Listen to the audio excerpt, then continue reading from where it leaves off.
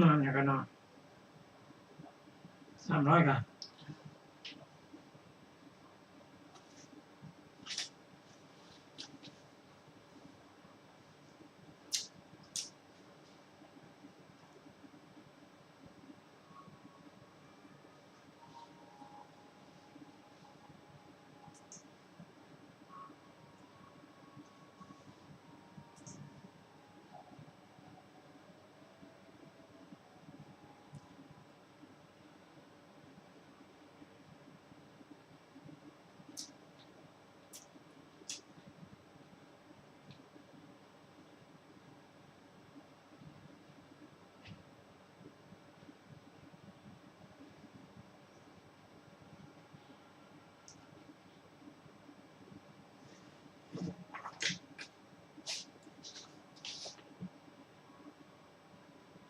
382มาทาง382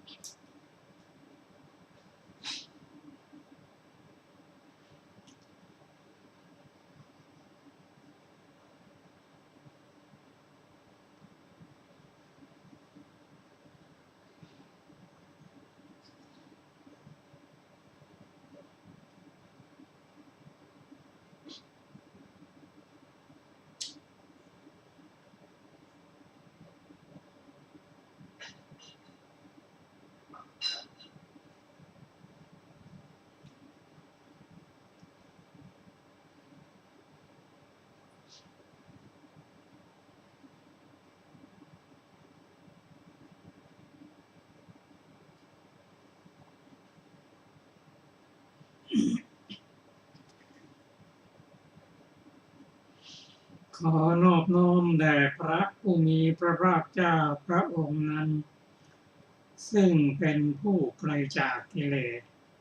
ตรัสชอบได้โดยพระองค์เองประเดี๋ยวครับท่านผู้ฟังที่เคารพครับท่านผู้ฟังกำลังรับฟังรายการศึกษาธรรมนำสุขมีเสนอกันท่านทุกวันศุกร์ตั้งแต่เวลา14 นาฬิกาถึง 15 นาฬิกาดำเนินรายการโดยกระผมพลเอกธนัทเดชะมีอาจารย์สุรภาเดชะเป็นผู้ร่วมรายการวันนี้เราได้นำมาไตรปิฎกฉบับอรรถกถาเล่มที่34มาศึกษากันในพระสูตรชื่อว่าอุโปสถสูตรเป็นพระสูตรที่กล่าวถึงอุโบสถการรักษาศีลอุโบสถท่านผู้ฟังที่เคารพครับโดยปกติชาวพุทธของเราอย่างน้อยก็นำศีล 5มาปฏิบัติซึ่งเป็นศีลของมนุษย์ทุกศาสนาบุคคลเกิดมาถ้ามีศีล 5แล้วก็นั่นคือมนุษย์เกิดเป็นมนุษย์นะถ้ามามีศีล 5ก็ลงไปในอบายแต่พระสูตรนี้กล่าวถึงอุโบสถศีล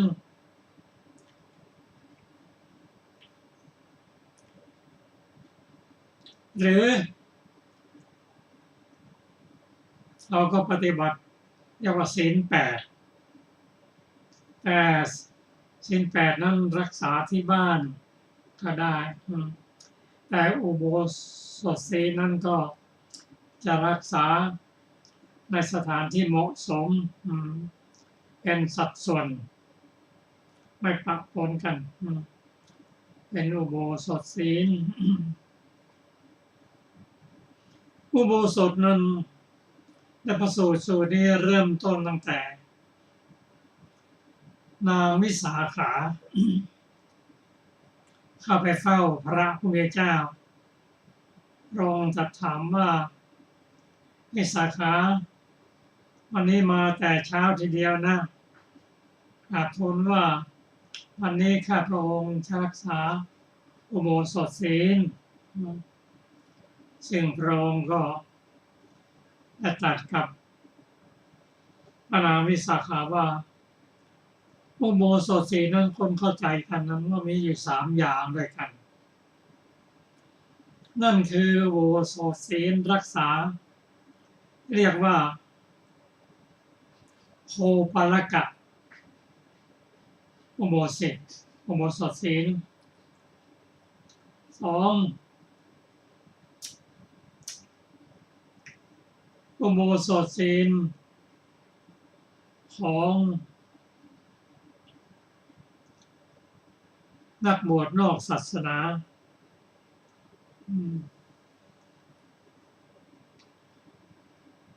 3. อุโบสถของพระอริยะซึ่งพระองค์ตรัสเป็นส่วนอย่างนี้ว่าโอปารกะอุโบสถศีลนั้นรักษาด้วยเห็นแก่กินเห็นแก่ความอยากไม่ได้บุญมากไม่ได้อานิสงส์มากเปรียบเหมือนนายขบาลจะรักษาอุโบสถศีลมอบโคให้กับเจ้าของมาแล้วจิตใจก็ยังประวัติถึงเรื่องการเลี้ยงโค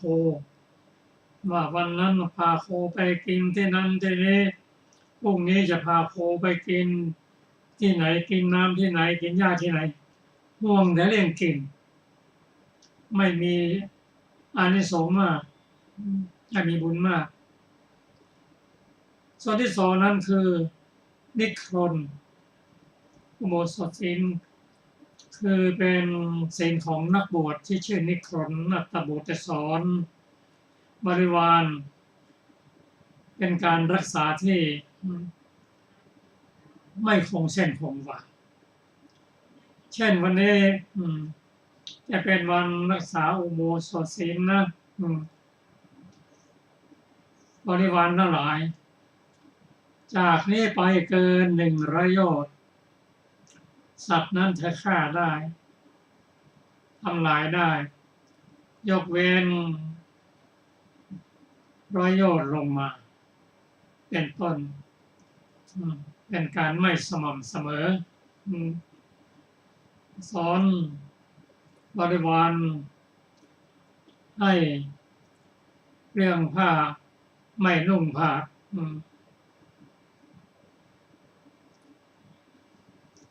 ก็ความเข้าใจก็เป็นอย่างนั้นส่วนอุโบสถที่เรียกว่าอริยโบสถนั้นเป็นการรักษาศีลที่เหนือขึ้นมาเริ่มต้นด้วย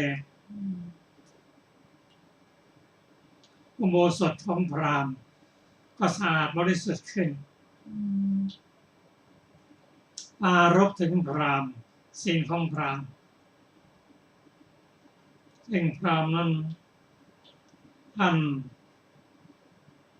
เป็นผู้ที่รักษาพรหมจรรย์ก็สูงขึ้นมาส่วนพระอริยะอุโบสถศีลนั้นสูงกว่านั้นหมดแม้ก่อนที่จะรักษาศีลอุโบสถศีลนั้นท่านก็ทำจิตให้บริสุทธิ์ให้อุปกิเลสนั้นระงับไปก่อนการที่จะทำให้จิตบริสุทธิ์นั้นอุโบสถของพรหมท่านก็ระลึกถึงพรหมของพระอริยะนั้นก็รักษาระลึกถึงคุณของพระพุทธเจ้ามีอิติปิโสภควาเป็นต้นรักษาระลึกถึง พระธรรมมีสวากขาโตเป็นต้นระลึกเสือระลึกถึงพระสงฆ์มีสุปฏิปันโนเป็นต้นจิตของแท้เมื่อระลึกอย่างนี้ก็สะอาดบริสุทธิ์จากอุปกิเลสทั้งหลาย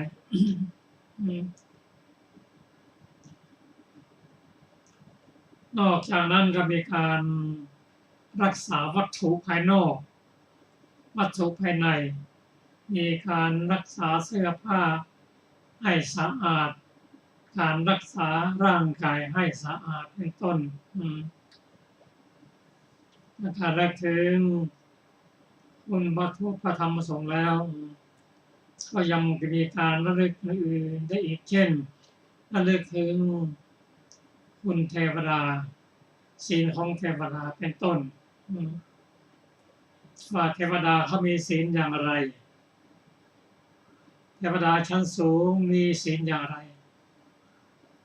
แล้วก็น้อมจิตที่จะรักษาศีลอย่างนั้นเพราะว่าอานิสงส์ของอุโบสถศีลนั้นเป็นไปตามลำดับเหมือนกัน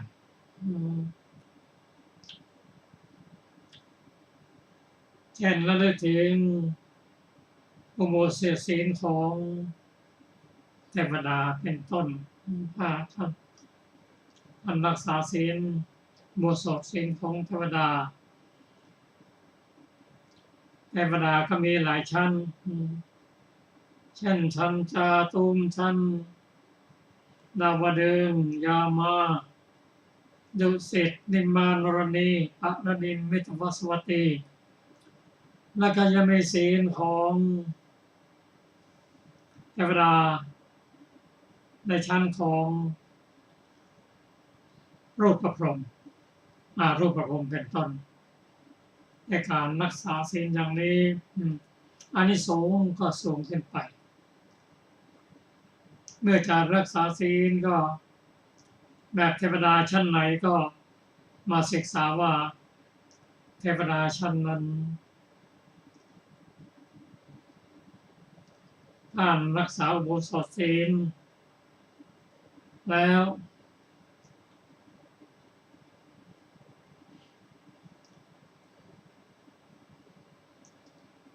ท่านยังปรารภเพลงเทวดาชั้นนั้นว่าท่านมีคุณอย่างไรบ้างศีลว่าท่านระดับไหนและเราอยู่ในระดับไหนเป็นต้นเช่นเทวดาที่รักษาอุโบสถศีลชั้นสูงแล้วท่านยังมีศรัทธาศีลสุตตะจาคะปัญญาถ้าเราจะรักษานั้นเรามีคุณสมบัติเหล่านี้บ้างหรือเปล่าถ้าคิดว่าเทวดาชั้นสูงนั้นท่านมีศีลแล้วก็มีศีล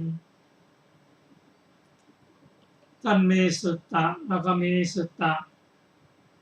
ท่านมีจาคะแล้วก็มีจาคะท่านมีปัญญาแล้วก็มีปัญญาดังนี้เป็นต้นความปลื้มใจความปิติก็จะเกิดขึ้น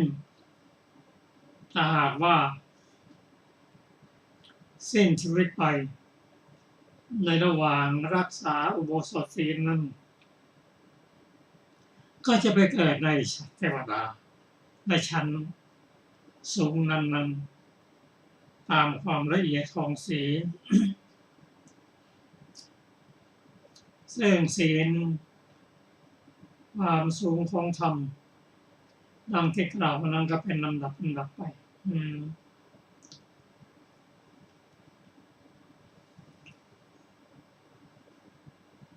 เมื่อการรักษาศีลในระดับของเทวดาชั้นสูงไปแล้วก็มาระดับของพรหมมีรูปประพรหมรูปประพรหมเป็นต้นไม่มีรักษาศีลแล้วน้อมไปปฏิบัติ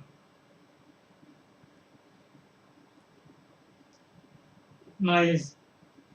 ระดับสมาธิที่สูงขึ้นแล้วก็ถึงระดับฌานฌานที่หนึ่งที่สองที่สามที่สี่จนถึงอรูปฌานเป็นต้นท่านปฏิบัติศีลถึงระดับ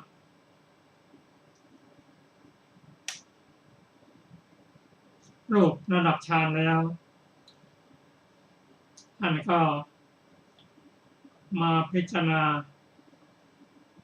จากสมถะมาเป็นวิปัสสนาท่านได้บรรลุธรรมเป็นพระยะบุคคลและเป็นผู้ที่ได้ฌานสมาบัติด้วยก็ทำเช่นนั้นมาได้รูปฌานแล้วก็ไปถึงอรูปฌานมี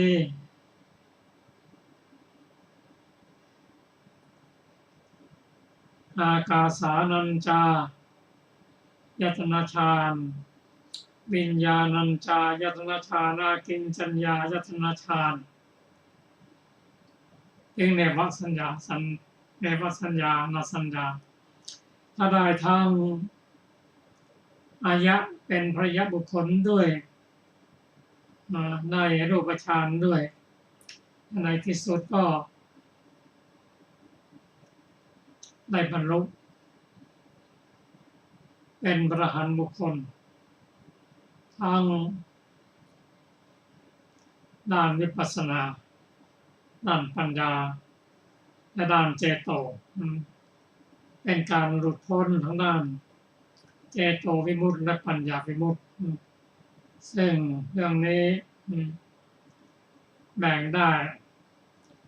ซึ่งได้ตรัสกำหนดว่าใครจะเป็นเจโตวิมุตตินั้นปัญญาวิมุตตินั้นก็ขึ้นอยู่กับความละเอียดของธรรมนั้น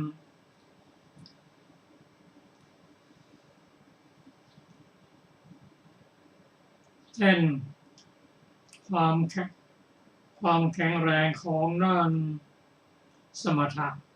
ก็เป็นการหลุดพ้นด้วยเจโตวิมุตติอย่างไรก็ตามก็อาศัยฟังธรรมจากพระเจ้านั่นแหละเองจะหลุดพ้นด้วยเจโตวิมุตติเพราะตามปกติแล้วผู้ใด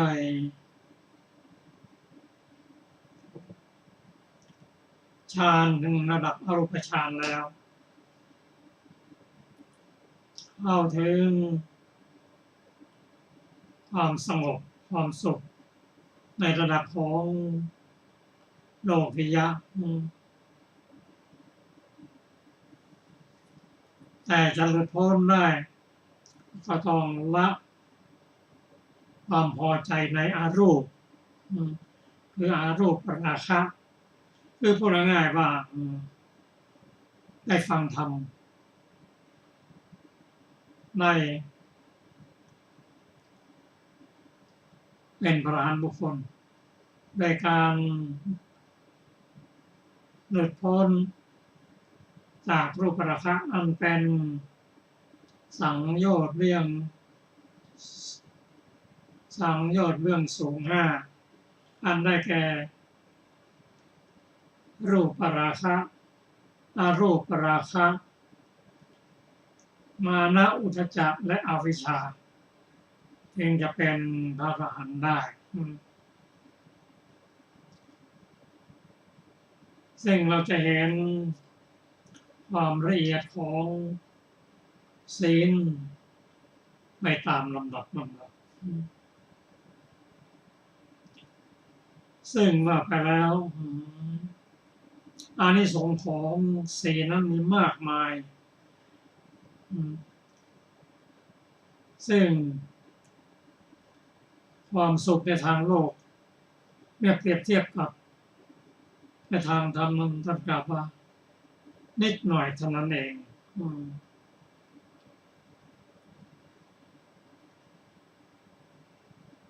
เป็นการแสดงถึงการรักษาอุโบสถศีลในทางพุทธศาสนาเรียกว่าอริยอุโบสถศีลซึ่งศีลนี้จะรองรับตามวิปัสสนาได้ ส่วนรายละเอียดนั้นท่านจะได้รับฟังจาก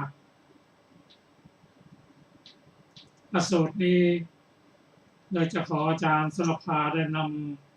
ำอุโบสถศีลอริยอุโบสถศีลมาอ่านให้ท่านผู้ฟังได้ฟังอีกครั้งหนึ่งว่ามีความละเอียดอย่างไรบ้างผลเป็นอย่างไรบ้างก็ขอเชิญอาจารย์สรภานำส่วนของอริยอุโบสถศีลมาอ่านให้ท่านผู้ฟังได้ศึกษาร่วมกันอีกครั้งหนึ่งค่ะสวัสดีค่ะท่านผู้ฟังที่เคารพทุกท่านอริยอุโบสถเป็นอย่างไรวิสาขาการทำจิตที่เศร้าหมองให้ผ่องแผ้วย่อมมีได้ด้วยความพยายามการทำจิตที่เศร้าหมองให้ผ่องแผ้วย่อมมีได้ด้วยความพยายามอย่างไรอริยสาวกในพระธรรมวินัยนี้ระลึกถึงตถาคตว่าอิติปิโสภควาจนถึงภควาเมื่อเธอระลึกถึงตถาคตอยู่ย่อมจิตย่อมผ่องใสปราโมทย์ย่อมเกิดขึ้นอุปกิเลสเครื่องเศร้าหมองแห่งจิตเหล่าใดมีอยู่อุปกิเลสเหล่านั้นเธอย่อมละเสียได้วิสาขาการทำศีรษะที่สกปรกให้สะอาดย่อมมีได้ด้วยความพยายามการทำศีรษะที่สกปรกให้สะอาดย่อมมีได้ด้วยความพยายามอย่างไรใช้ตะกร้านคือน้ำผลไม้ดินเหนียวและน้ำกับความพยายามที่สมกับกิจอันนั้นของตนประกอบกันการทำศีรษะที่สกปรกให้สะอาดย่อมมีได้ด้วยความพยายามอย่างนี้ฉันใดการทำจิตที่เศร้าหมองให้ผ่องแผ้วย่อมมีได้ด้วยความพยายามอุปกิเลสแห่งจิตเหล่าใดมีอยู่อุปกิเลสเหล่านั้นเธอย่อมละได้ฉะนั้นเหมือนกันอริยสาวกนี้ชื่อว่ารักษาพรหมอุโบสถคืออุโบสถเนื่องด้วยพระพรหมอยู่ร่วมกับพระพรหมและจิตของเธอปรารภพระพรหมย่อมผ่องใสปราโมทย์ย่อมเกิดขึ้นอุปกิเลสเหล่าใดมีอยู่อุปกิเลสเหล่านั้นของเธอย่อมละเสียได้การทำจิตที่เศร้าหมองให้ผ่องแผ้วย่อมมีได้ด้วยความพยายามอย่างนี้แลวิสาขาการทำจิตที่เศร้าหมองให้ผ่องแผ้วย่อมมีได้ด้วยความพยายามอีกทางหนึ่งการทำจิตและอื่นๆด้วยความพยายามอีกทางหนึ่งอย่างไรอริยสาวกในพระธรรมวินัยนี้ระลึกถึงพระธรรมว่าสวากขาโตจนถึงวินยูหิเมื่อเธอระลึกถึงพระธรรมอยู่จิตย่อมผ่องใสปราโมทย์ย่อมเกิดอุปกิเลสแห่งจิตเหล่าใดมีอยู่อุปกิเลสเหล่านั้นเธอย่อมละเสียได้วิสาขาการทำกายที่สกปรกให้สะอาดย่อมมีได้ด้วยความพยายามการทำกายและอื่นๆด้วยความพยายามอย่างไรใช้ฝุ่นหินจุลและน้ำกับความพยายามที่สมกับกิจอันนั้นของตนประกอบกันการทำกายที่สกปรกให้สะอาดย่อมมีได้ด้วยความพยายามอย่างนี้ฉันใดการทำจิตที่เศร้าหมองให้ผ่องแผ้วย่อมมีได้ด้วยความพยายามและอื่นๆอุปกิเลสแห่งจิตเราได้มีอยู่อุปกิเลสเหล่านั้นเธอย่อมละเสียได้ฉะนั้นเหมือนกันอริยสาวกนี้ชื่อว่ารักษาธรรมอุโบสถคืออุโบสถเนื่องด้วยพระธรรมอยู่ร่วมกับพระธรรมและจิตของเธอปรารภพระธรรมย่อมผ่องใสปราโมทย์ย่อมเกิดขึ้นอุปกิเลสแห่งจิตเราได้มีอยู่อุปกิเลสเหล่านั้นเธอย่อมละเสียได้ การทำจิตที่เศร้าหมองให้ผ่องแผ้วย่อมมีได้ด้วยความพยายามอีกทางหนึ่งอย่างนี้แหละวิสาขาการทำจิตที่เศร้าหมองให้ผ่องแผ้วย่อมมีได้ด้วยความพยายามอีกทางหนึ่งการทำจิตและอื่นด้วยความพยายามอีกทางหนึ่งอย่างไรอริยสาวกในพระธรรมวินัยนี้ระลึกถึงพระสงฆ์ว่าพระสงฆ์สาวกของพระผู้มีพระภาคเจ้าเป็นผู้ปฏิบัติดีแล้วเป็นผู้ปฏิบัติตรงแล้วเป็นผู้ปฏิบัติเป็นธรรมเป็นผู้ปฏิบัติสมควรนี้คือใครคู่แห่งบุรุษสี่บุคคล8นี่พระสงฆ์สาวกของพระผู้มีพระภาคเจ้าเป็นผู้ควรของคำนับเป็นผู้ควรของต้อนรับเป็นผู้ควรของทำบุญเป็นผู้ควรทำอัญชลีเป็นนาบุญของโลกไม่มีนาบุญอื่นยิ่งกว่าเมื่อเธอระลึกถึงพระสงฆ์อยู่จิตย่อมผ่องใสประโมทย่อมเกิดขึ้นอุปกิเลสแห่งจิตเราใดมีอยู่อุปกิเลสเหล่านั้นเธอย่อมละเสียได้วิสาขาการทำผ้าที่สกปรกให้สะอาดย่อมมีได้ด้วยความพยายามการทำผ้าและอื่นๆด้วยความพยายามอย่างไรใช้ดินเค็มขี้เถ้าโคไมและน้ำกับความพยายามที่สมกับกิจอันนั้นของตนประกอบกันการทำผ้าและอื่นด้วยความพยายามอย่างนี้ฉันใดการทำจิตและอื่นด้วยความพยายามอีกทางหนึ่งและอื่นๆอุปกิเลสแห่งจิตเราได้มีอยู่อุปกิเลสเหล่านั้นเธอย่อมละเสียได้ฉะนั้นเหมือนกันอริยสาวกนี้ชื่อว่ารักษาสังฆอุโบสถอยู่ร่วมกับพระสงฆ์และจิตของเธอประรบพระสงฆ์ย่อมผ่องใสและอื่นๆการทำจิตและอื่นๆด้วยความพยายามอีกทางหนึ่งอย่างนี้แหละวิสาขาการทำจิตด้วยความพยายามอีกอย่างหนึ่งการทำจิตและอื่นๆด้วยความพยายามอีกอย่างหนึ่งเป็นอย่างไรอริยสาวกในพระธรรมวินัยนี้ระลึกถึงศีลของตนอันไม่ขาดไม่ทะลุไม่ด่างไม่พร้อยเป็นไทยผู้รู้สรรเสริญไม่ถูกปรามาสเป็นทางสมาธิเมื่อเธอระลึกถึงศีลอยู่จิตย่อมผ่องใสประโมทย่อมเกิดขึ้นอุปกิเลสแห่งจิตเราใดมีอยู่อุปกิเลสเหล่านั้นเธอย่อมละเสียได้วิสาขาการทำแว่นที่มัวให้ใสย่อมมีได้ ความพยายามการทำแว่นและอื่นๆด้วยความพยายามอย่างไรใช้น้ำมันขี้เถ้าและแปรงกับความพยายามที่สมกับกิจอันนั้นของตนประกอบกันการทำแว่นและอื่นๆด้วยความพยายามอย่างนี้ฉันใดการทำจิตและอื่นๆด้วยความพยายามอีกทางหนึ่งและอื่นๆอุปกิเลสเหล่านั้นเธอย่อมละเสียได้ฉะนั้นเหมือนกันอริยสาวกนี้ชื่อว่ารักษาศีลอุโบสถอยู่กับศีลจิตของเธอปรารภศีลย่อมผ่องใสและอื่นๆการทำจิตและอื่นๆด้วยความพยายามอีกทางหนึ่งอย่างนี้แหละวิสาขาการทำจิตและอื่นๆด้วยความพยายามอีกทางหนึ่งการทำจิตและอื่นๆด้วยความพยายามอีกทางหนึ่งอย่างไรอริยสาวกในพระธรรมวินัยนี้ระลึกถึงเทวดาและธรรมที่ทำบุคคลให้เป็นเทวดาว่ามีอยู่เทวดาเหล่าจาตุมหาราชิกาเหล่าดาวดึงส์เหล่ายามาเหล่าดุสิตเหล่านิมานรดีเหล่าปารณิมิตะวสวัตถีเหล่าพรหมกายิกะเหล่าที่สูงขึ้นไปกว่านั้นอีกเทวดาเหล่านั้นประกอบด้วยศรัทธาศีลสุตะจาคะปัญญาเช่นใดจุติจากภพนี้จึงได้เกิดในภพนั้นๆศรัทธาศีลสุตะจาคะปัญญาเช่นนั้นของเราก็มีอยู่พร้อมเหมือนกันเมื่อเธอระลึกถึงศรัทธาศีลสุตะจาคะและปัญญาของตนกับเทวดาเหล่านั้นอยู่จิตย่อมผ่องใสปราโมทย์ย่อมเกิดขึ้นอุปกิเลสแห่งจิตเราใดมีอยู่อุปกิเลสเหล่านั้นเธอย่อมละเสียได้วิสาขาการทำทองที่หมองให้ผ่องย่อมมีได้ด้วยความพยายามการทำทองและอื่นๆด้วยความพยายามอย่างไรใช้เตาดินเค็มดินเหลืองสูบและครีมค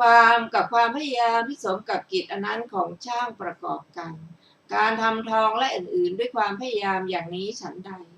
การทำจิตและอื่นๆอุปกิเลสแห่งจิตเราใดมีอยู่ อุปกิเลสเหล่านั้นเธอย่อมละเสียได้ฉันนั้นเหมือนกัน อริยสาวกนี้ชื่อว่ารักษาเทวดาอุโบสถอยู่กับเทวดาจิตของเธอปรารภเทวดาย่อมผ่องใสปราโมทย์ย่อมเกิดขึ้น อุปกิเลสแห่งจิตเหล่าใดมีอยู่ อุปกิเลสเหล่านั้นเธอย่อมละเสียได้ การทำจิตและอื่นด้วยความพยายามอย่างนี้แหละวิสาขาอริยสาวกนั้นแลย่อมพิจารณาเห็นด้วยตนเองอย่างนี้ว่าพระอรหันต์ทั้งหลาย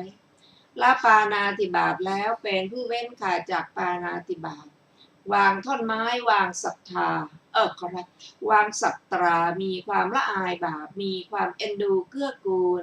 อนุเคราะห์สรรพสัตว์อยู่ตลอดชีพแม้เราในวันนี้ก็ละปาณาติบาตเว้นจากปาณาติบาตวางท่อนไม้วางสัตรา มีความละอายบาปมีความเอ็นดูเกื้อกูลอนุเคราะห์สรรพสัตว์ตลอดคืนละวันนี้ด้วยองค์นี้เราได้ชื่อว่าปฏิบัติตามพระอรหันต์ทั้งหลายอย่างหนึ่งและอุโบสถก็จักเป็นอันเรารักษาแล้วพระอรหันต์ทั้งหลายละอธินาทานแล้วเป็นผู้เว้นขาดจากอธินาทานถือเอาแต่ของที่เขาให้หวังแต่ของที่เขาให้มีตนอันไม่เป็นขโมยเป็นผู้อยู่สะอาดตลอดชีพแม้เราในวันนี้ก็ละอธินาทานเว้นจากอธินาทานถือเอาแต่ของที่เขาให้หวังแต่ของที่เขาให้มีตนอันไม่เป็นขโมยเป็นผู้เป็นอยู่สะอาดตลอดคืนและวันนี้ด้วยองค์นี้เราชื่อว่าปฏิบัติตามพระอรหันต์ทั้งหลายอย่างหนึ่งและอุโบสถก็จักเป็นอันเรารักษาแล้วพระอรหันต์ทั้งหลายละอพรหมจรรย์แล้วเป็นพรหมจารีมีความประพฤติห่างไกลจากอพรหมจรรย์เว้นจากเมถุนอันเป็นธรรมของชาวบ้านตลอดชีพแม้เราในวันนี้ก็ละอพรหมจรรย์เป็นพรหมจารีมีความประพฤติห่างไกลจากอพรหมจรรย์เว้นจากเมถุนอันเป็นธรรมของชาวบ้านตลอดคืนและวันนี้ด้วยองค์นี้เราชื่อว่าปฏิบัติตามพระอรหันต์ทั้งหลายอย่างหนึ่งและอุโบสถก็จะเป็นอันเรารักษาแล้วพระอรหันต์ทั้งหลายละมุสาวาทแล้วเป็นผู้เว้นขาดจากมุสาวาทพูดแต่คำจริงพูดจริงเสมอมีถ้อยคำมั่นคงเป็นที่วางใจได้ไม่ลวงโลกตลอดชีพแม้เราในวันนี้ก็ละมุสาวาทเว้นจากมุสาวาทพูดแต่คำจริงพูดจริงเสมอมีถ้อยคำมั่นคงเป็นที่วางใจได้ไม่ลวงโลก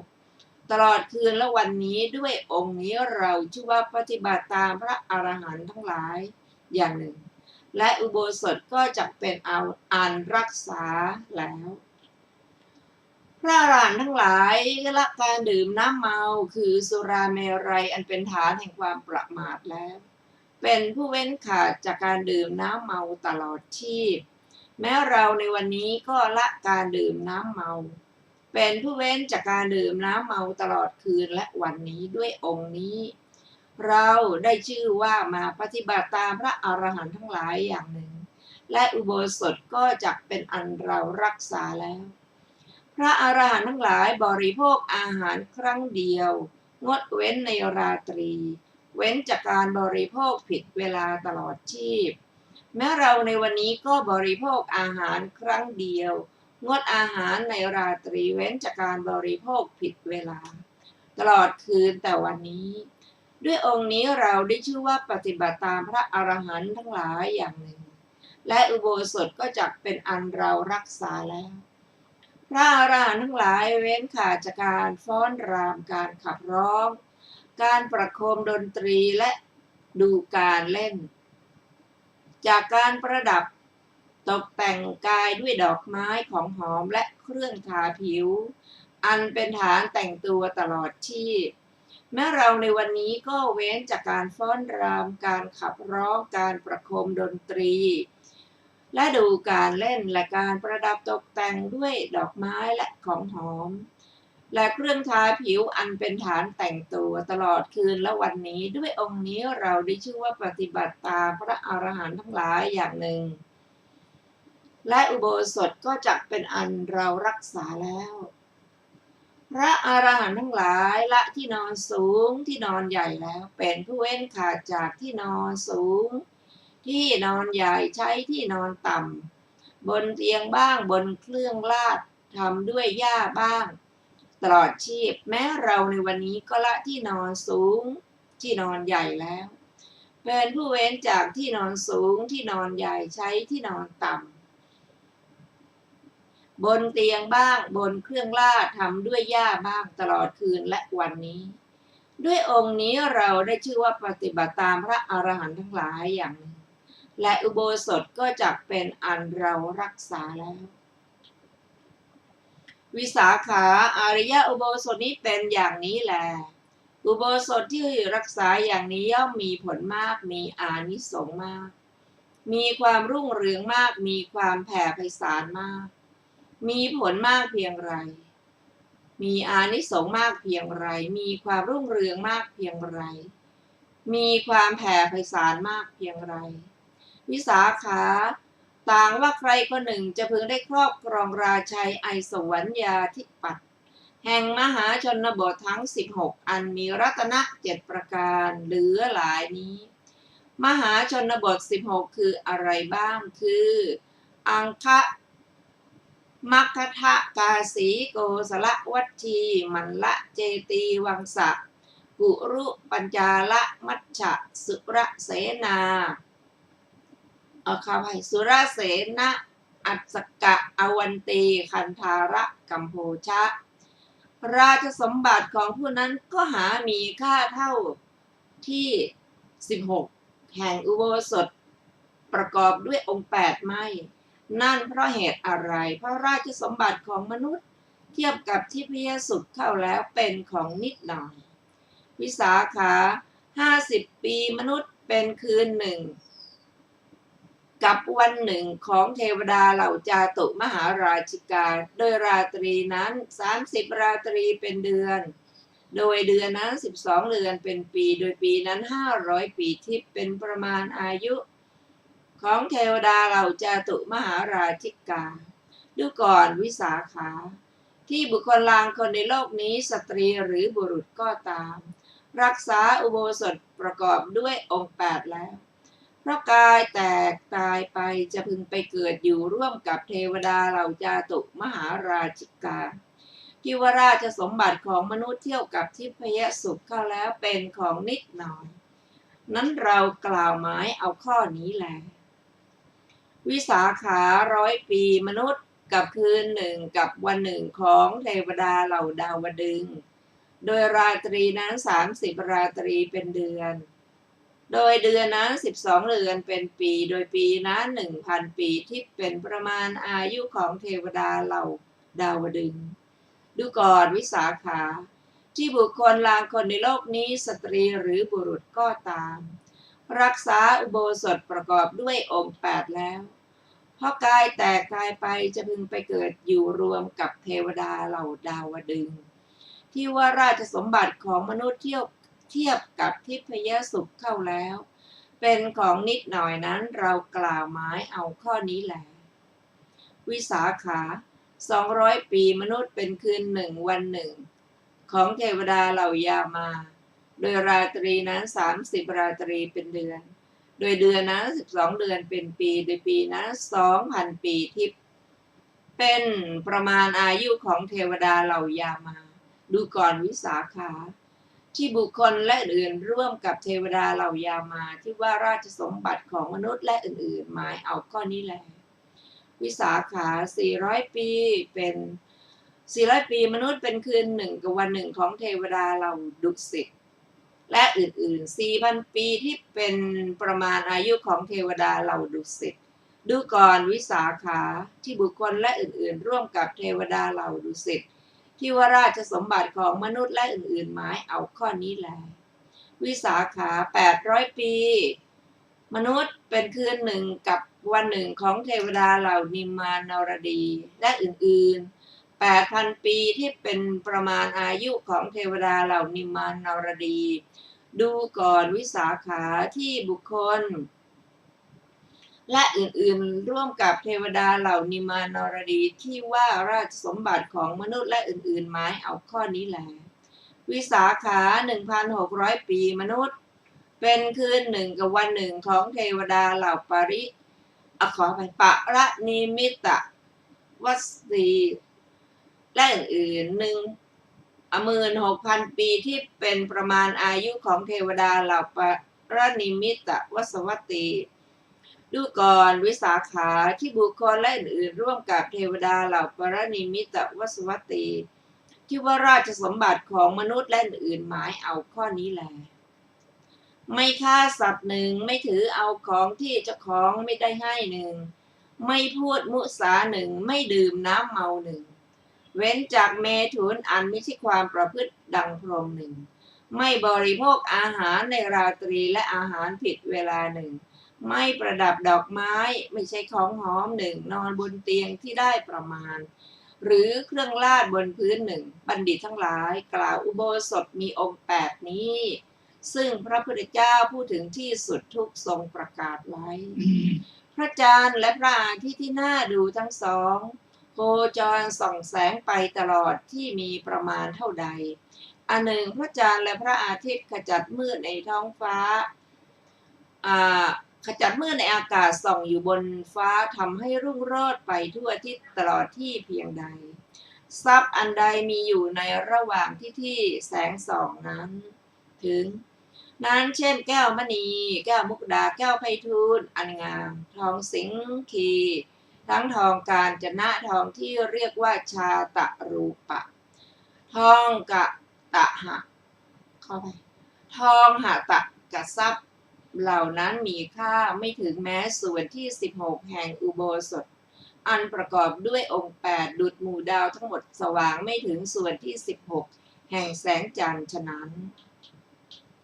เพราะเหตุนั้นแลหญิงและชายผู้มีศีลพึงรักษาอุโบสถอันประกอบด้วยองค์8ทำบุญทั้งหลายอันมีสุขเป็นผลเกิด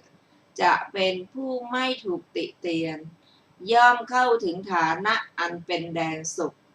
จบอุโบสถสูตรที่10และจบมหาวรรคที่2ในอุโบสถสูตรนี้มีอรรถกถาวินิจฉัยดังต่อไปนี้บทว่าตะทะหุโปสะเถเท่ากับตัสมิงอะหุอุโปสะเถคือตังที่ว่าสังอุโปสะเถแปลว่าอุโบสถในวันนั้นมีอธิบายว่าในวันนั้นเป็นวันปัณณรสีอุโบสถบทว่าอุปสังกร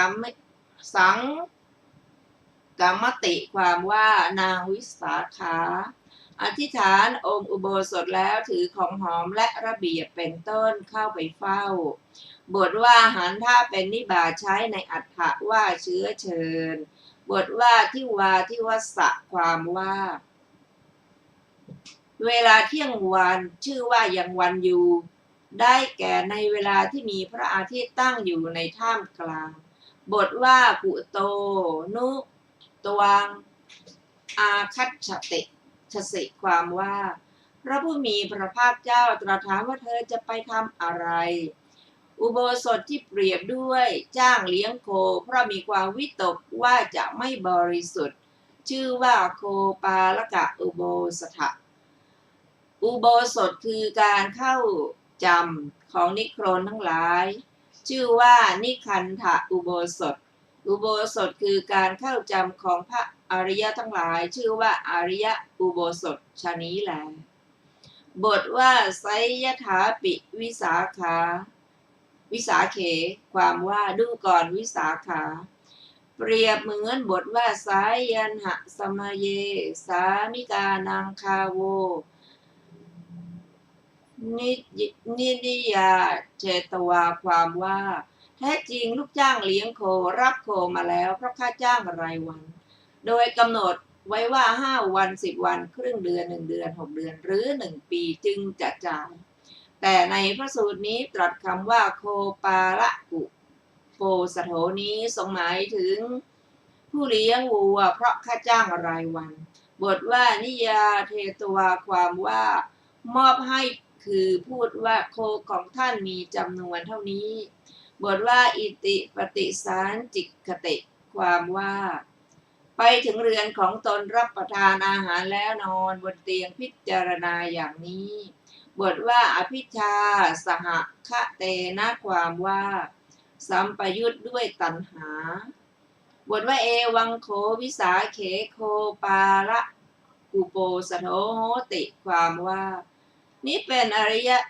อุโบสถเหมือนกันแต่เพราะมีวิตกไม่บริสุทธิ์จึงอยู่ในฐานะแห่งโคปาละกะอุโบสถเท่านั้น บทว่าณมหาพโลความว่าไม่มีผลมากเพราะผลคือวิบาก บทว่าณมหานิสังโสความว่าชื่อว่าไม่มีอานิสงส์มากเพราะอานิสงส์คือวิบาก บทว่าณมหาชุติโกความว่าไม่มีแสงสว่างมากเพราะแสงสว่างคือวิบาก บทว่าณมหาวิภาโรความว่าชื่อว่าไม่แผ่ไปมากเพราะการแผ่ไปแห่งวิบากมีไม่มาก บทว่าสมณะชาติกาได้แก่หมู่สมณะ บทว่าปรางโยชนะสตังความว่าไกลเกินกว่า100 โยชน์คือเลยไปนั้น บทว่าเตสุทันทังนิขิปาหิความว่าวางอาทยาคือเป็นผู้วางอาทยาในสัตว์ทั้งหลายเหล่านั้นที่อยู่เกิน100 โยชน์ไป บทว่านาหังเกวจินิกัสสจิกินจะนางตัสมิงความว่าเราไม่มีความกังวลต่อใครคนอื่นในที่ไหนๆอธิบายว่าปริโภทพระองค์ตรัสเรียกว่าความกังวลเราเป็นผู้ไม่มีความกังวล บทว่านะจะมะมะกวจินิกิสมินจิกินจะนังนัตถิความว่าเราไม่มีความกังวลคือไม่มีปริโภทในสิ่งไรๆคือแม้ในบริขารอย่างหนึ่งในที่ไหนๆคือทั้งภายในและภายนอกมีอธิบายว่าเราตัดความกังวลได้ขาดแล้ว บทว่าโภเคได้แก่เครื่องอุปโภคและบริโภคมีเตียงต่างข้าวยาคูและพัดเป็นต้น บทว่าอาทินางเยวะปริพูนชติความว่าในวันรุ่งขึ้นเขาเมื่อนอนบนเตียงก็ดีนั่งบนต่างก็ดีดื่มข้าวยาคูก็ดีชั้นอาหารก็ดีชื่อว่าบริโภคเหล่านั้นที่เขาไม่ได้ให้เลย บทว่าณมหาพโลแปลว่าไร้ผลก็ในบทว่าณมหาพโลนี้มีแต่พยัญชนะเท่านั้นที่เหลือส่วนเนื้อความไม่มีเหลือเลยเพราะว่าอุโบสถของผู้เข้าจำอย่างนี้ไม่มีวิบากผลที่น่าปรารถนาน่าใคร่น่าพอใจแม้เพียงเล็กน้อยเพราะฉะนั้นนิคันธอุโบสถพึงทราบว่าไม่มีผลเลยแม้ในบทที่เหลือก็มีนัยยะนี้เหมือนกันถามว่าเพราะเหตุไรพระผู้มีพระภาคเจ้าจึงตรัสคำนี้ไว้ว่าจิตเศร้าหมองแล้วตอบว่าเพราะว่าความที่อุโบสถผู้ที่มีจิตบริสุทธิ์เข้าจำแล้วมีผลมากเป็นอันพระองค์ทรงอนุญาตแล้วพระทรงแสดงไว้ว่าอุโบสถที่ผู้มีจิตเศร้าหมองเข้าจำแล้วย่อมไม่มีผลมากเพราะฉะนั้นพระผู้มีพระภาคเจ้าได้ตรัสคำนี้ไว้เพื่อทรงแสดงกรรมฐานที่เป็นเหตุให้จิตบริสุทธิ์คือกรรมฐานที่เป็นเหตุชำระจิตบรรดาบทเหล่านั้นบทว่าอุปกะเมนะความว่าด้วยความเพียรของบุรุษเฉพาะตนหรือด้วยอุบายบทว่าตถาคตังอนุสรติความว่าระลึกถึงพระคุณของพระตถาคตด้วยเหตุ8ประการก็ในบทว่าตถาคตังอนุสรตินี้ท่านสงเคราะห์เอาพระพุทธคุณทั้งหมดทั้งที่เป็นโลกิยะและโลกุตระไว้ด้วยคำว่าอิติปิโสภควาซึ่งขยายความออกไปว่าเพราะศีลแม้นี้พระผู้มีพระภาคเจ้าพระองค์นั้น เพราะสมาธิแม้นี้พระผู้มีพระภาคเจ้าพระองค์นั้นทรงแสดงพระคุณที่เป็นส่วนพระองค์เท่านั้นด้วยมีอาทิว่าอารหังดังนี้บทว่าตถาคตังอนุสรโตจิตตังปสีทติ ความว่าเมื่อเขาระลึกถึงพระคุณของพระตถาคตเจ้าทั้งที่เป็นโลกิยะและโลกุตระจิตตุปบาทย่อมผ่องใสนิวรณ์ทั้งห้าชื่อว่าอุปกิเลสแห่งจิตน้ำคั้นมะขามป้อมชื่อว่ากักกะ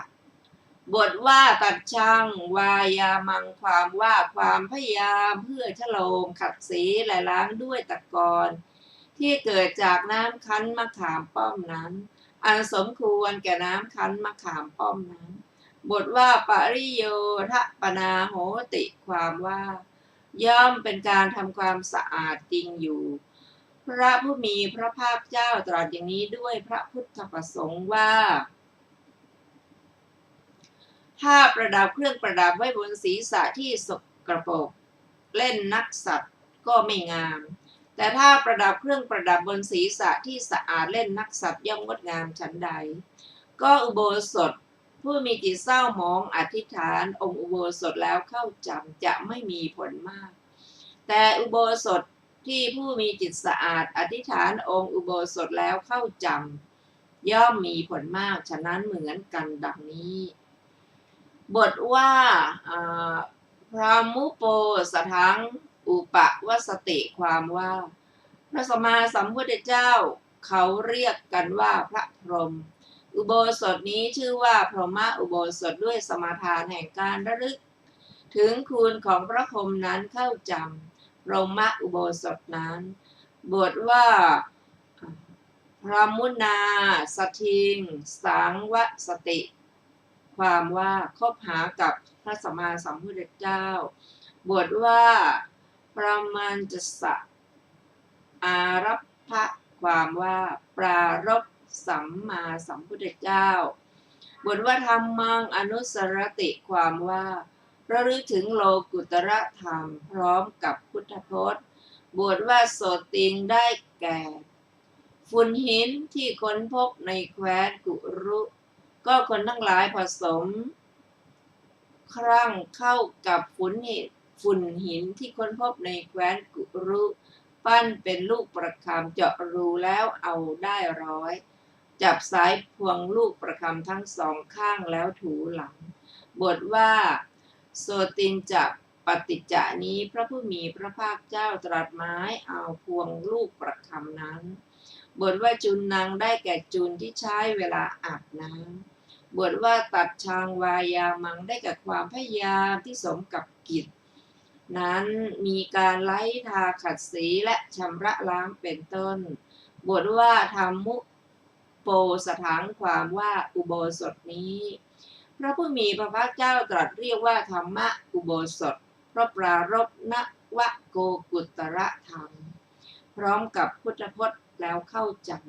ำนักศึกษาควรวางบทว่าปริโยทปนาแม้นี้ไว้เป็นหลักแล้วประกอบความโดยนัยยะก่อนนั่นแหละบทว่าสังฆังอนุรุสรติความว่าระลึกถึงคุณของพระอริยบุคคล8จำพวกบทว่าอุสัจจะปฏิจจะความว่าอาศัยไออบที่ให้จับโดยยกขึ้นเตาต้ม 2-3 ครั้งปาฐะว่าอุดสังดังนี้ก็มีความหมายก็อย่างเดียวกันนี้แหละบทว่าขีรังได้แก่ขี้เถ้าบทว่าโคมะยังได้แก่เยี่ยววัวหรือขี้แพะแม้ในบทว่าปริโยทปนานี้ก็พึงประกอบความโดยนัยก่อนนั้นแหละบทว่าสังคุโปสถังความว่าอุโบสถนี้ตรัสเรียกว่าสังฆอุโบสถเพราะปรารภคุณของพระอริยบุคคล8จำพวกแล้วจึงเข้าจำบทว่าศีลานี้ความว่าเป็นคฤหัสถ์ที่ระลึกถึงศีลของคฤหัสถ์เป็นบรรพชิตก็ระลึกถึงศีลของบรรพชิตอธิบายของบทว่าอขันธานี้เป็นต้นข้าพเจ้าได้ให้พิสดารแล้วในคัมภีร์วิสุทธิมรรค ท่านผู้ฟังที่เคารพเข้าวันนี้รายการศึกษาธรรมนำสุขก็ได้หมดเวลาลงแล้ว เราจะได้มาศึกษาอรรถกถาต่ออีกในวันพรุ่งนี้เวลา 15 นาฬิกาเป็นต้นไปขอบคุณทุกท่านที่ได้ร่วมศึกษาด้วยกันเราจะมาพบกันใหม่ในวันพรุ่งนี้นะคะวันนี้ขอมีความสุขสวัสดีเจริญในธรรมยิ่งๆสวัสดีค่ะ